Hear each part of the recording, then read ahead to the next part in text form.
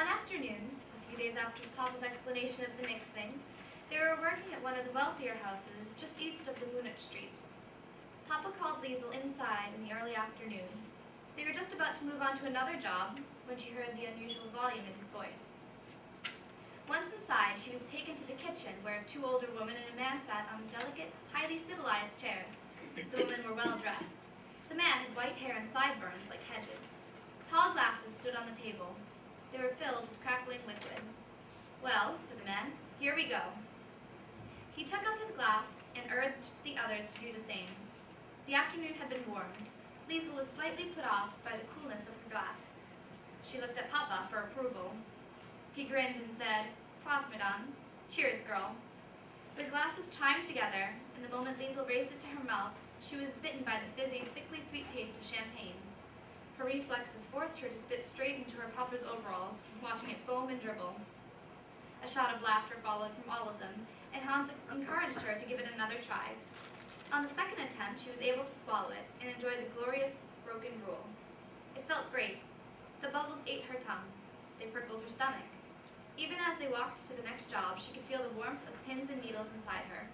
Driving the cart, Papa told her that those people claimed to have no money. "So you asked for champagne?" "Why not?" He looked across, and never had his eyes been so silver. "I didn't want you thinking that champagne bottles are only used for rolling paint." He warned her, "Just don't tell Mama. Agreed?" "Can I tell Max?" "Sure, you can tell Max."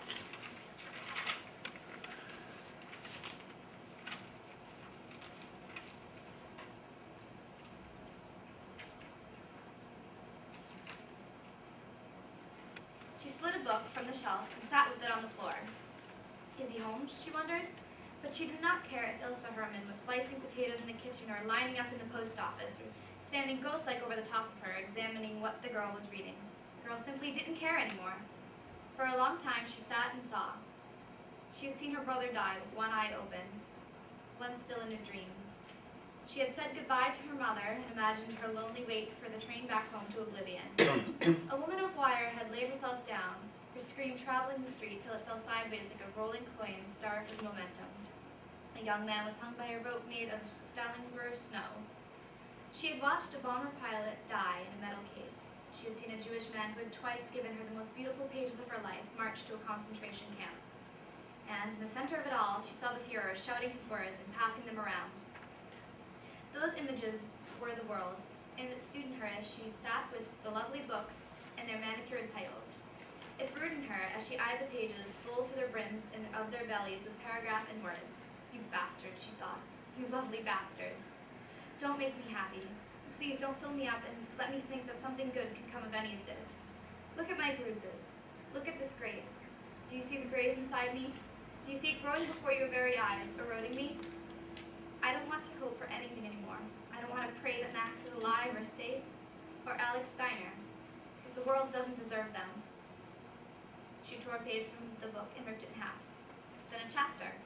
Soon there was nothing but scraps of words littered between her legs and all around her. The words. Why did they have to exist? Without them, there wouldn't be any of this. Without words, the Fuhrer was nothing. There would be no limping prisoners, no need for consolation or worldly tricks to make us feel better. What good were the words? She said it audibly now, to the orange-lit room. What good are the words? The book thief stood and walked carefully to the library door. Its protest was small and half-hearted. The airy hallway was steeped in wooden emptiness. "Frau Herman?" The question came back at her, and tried for another surge to the front door. It made it only halfway, landing weakly on a couple of fat floorboards. "Frau Herman?" The calls were greeted with nothing but silence, and she was tempted to seek out the kitchen for Rudy. She refrained. It wouldn't have felt right to steal food from a woman who had just left her dictionary against a window pane. That, and she'd also just destroyed one of her books, page by page, chapter by chapter. She'd done enough damage as it was. Liesel returned to the library and opened one of the desk drawers. She sat down. The last letter. "Dear Mrs. Herman, as you see, I have been in your library again, and I have ruined one of your books. I was just so angry and afraid, and I wanted to kill the words. I have stolen from you, and now I have wrecked your property. I'm sorry. To punish myself, I think I will stop coming here.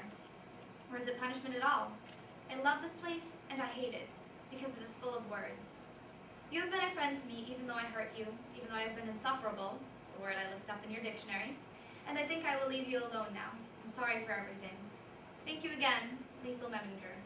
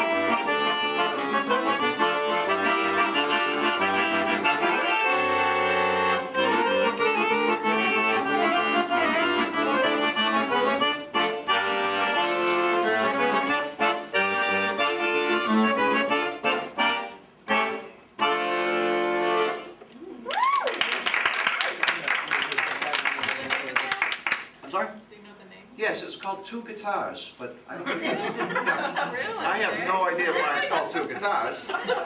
Yes, Do you know anything Celtic? Celtic. Well, I know some Irish stuff, but you know, just the traditional.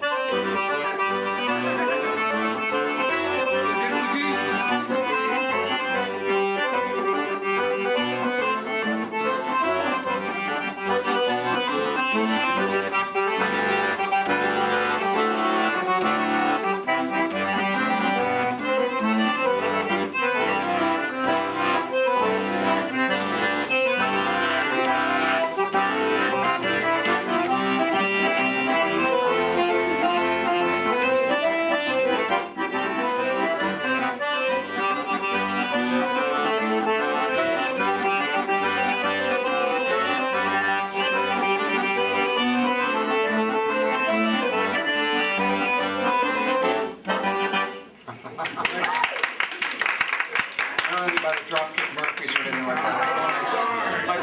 Might be a good thing to do. How about French? French.